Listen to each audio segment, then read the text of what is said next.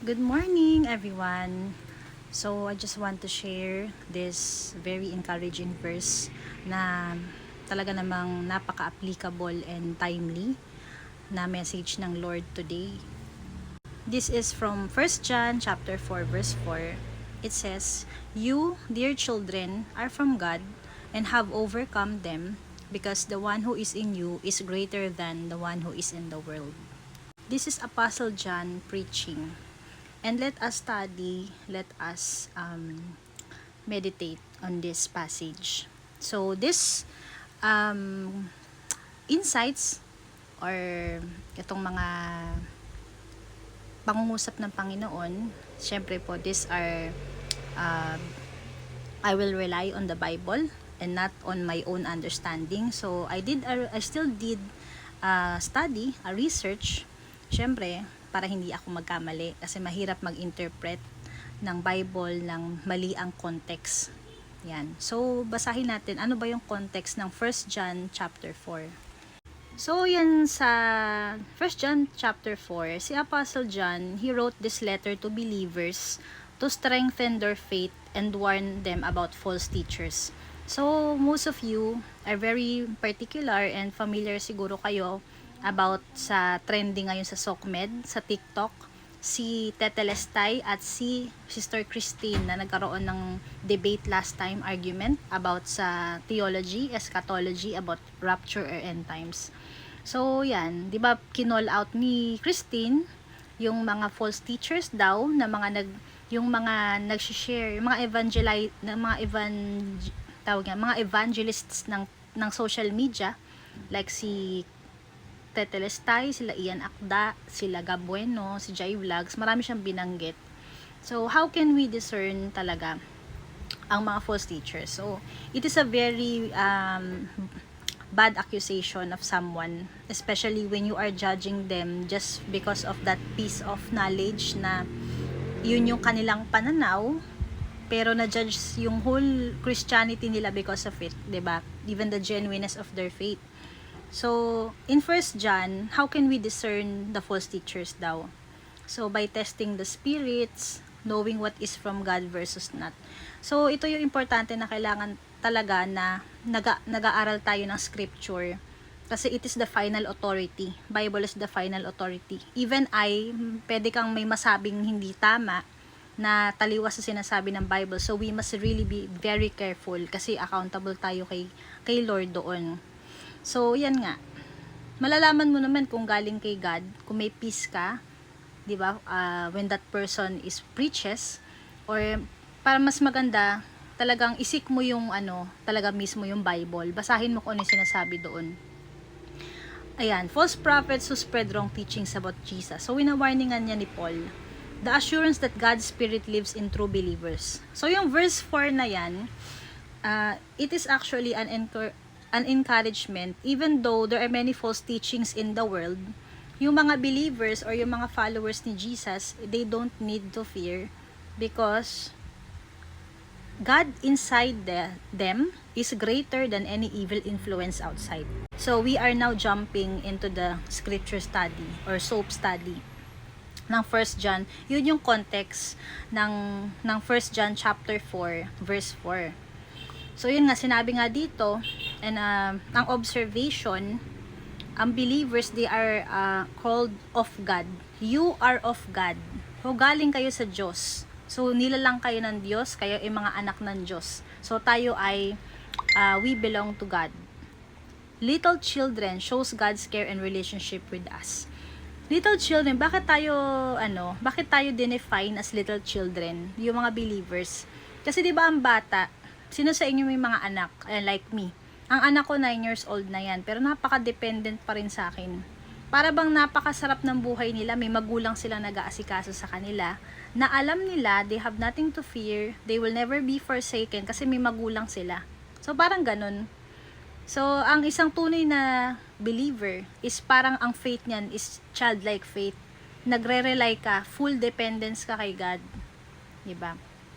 Ayan, tas yung have overcome, so ang victory is already given, not just future. So tayo ay nagtagumpay na in any in any obstacle or circumstances that we are going through. Kasi sabi nga ni Lord sa John 16:33, I have overcome the world, diba? Take heart, I have overcome the world. So the victory is already given. The battle is already won by Jesus. Ano ba yung reason for victory? Si God, diba? Holy Spirit that lives in us. Ang Holy Spirit ang nag-empower sa atin to live a life that is according to the will of God, to fulfill His purpose, and mamuhay tayo na nadidiscern natin yung tama at mali, 'di ba? Yun yung nag-guide sa atin. So the enemy, greater is he. Sino yung greater na yon? He. Capital H-E. Si Jesus yan. Yan. Mas malaki ang Diyos na nasa iyo kaysa sa nasa mundo, which is si Satan, ng kanyang mga galamay. Yan.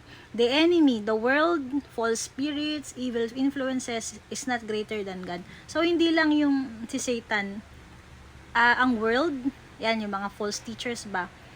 Yan. So, we don't live in fear of evil or deception. So, di ba may time na we feel weak? That's normal. We live in a very corrupt, broken, fallen world na ang dami pong kaguluhang nangyayari ngayon.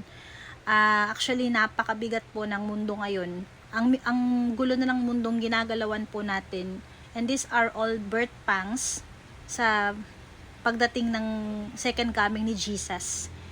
Ayan, kaya naglalabasan yung mga ganyan na maraming, totoo yon, biblical po yan, marami nag-aaway-aaway about sa theology, which are all non-essential, diba? Parang nagsisiraan ng mga Kristiyano, kapwa Kristiyano, nag-aaway-aaway. So, ang dami pong gulo, which these are all caused by the devil who wants to divide all the believers and destroy us, our faith. So when we feel weak, ano ba dapat nating maalala? How should we apply this passage or this verse? God in me is stronger than anything I face. So kailangan po maging discerning tayo. Remember, hindi po lahat ng anything is permissible but not everything is beneficial. Parang sa Ecclesiastes yata yan eh. I can't recall the exact verse. Lahat po, ang ating ears, diba, parang lahat is permissible. Yung mga naririnig nating preachings. But we should be really discerning if those are coming from God. Salita ba niya talaga to? Or galing lang sa tao na yon, diba? Even us, diba? Yung wisdom na binibigay sa atin, nagre-rely ba tayo sa pangunawa lang natin? Or are we really seeking the voice of God, diba?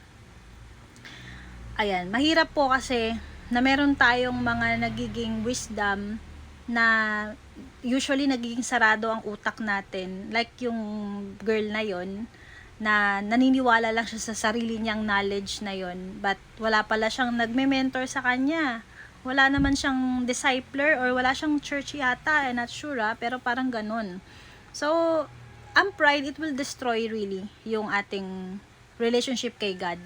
If we think we're standing right with God, pag ma-pride ka and you don't humble yourself, yun lang, isang red flag po yun. Assess yourself if you really are a true believer. So, we can walk in a confidence and faith, not anxiety. Yan. In struggles, temptations, doubts, or pressures, we already have victory through God.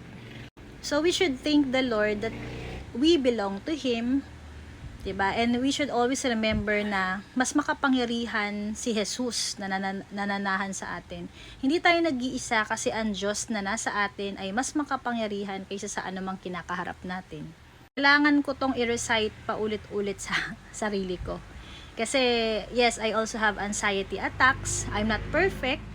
I'm not a perfect Christian. I still fail. I stumble. Kaya nga, ang buhay Kristiyano is a lifetime of humility, repentance, and dependence on God. Kasi, talagang hindi mo kaya talagang mamuhay ng tama o apart from the grace of God. So that's all. Let's always be reminded that daily that we are not alone because Jesus is always with us. God bless.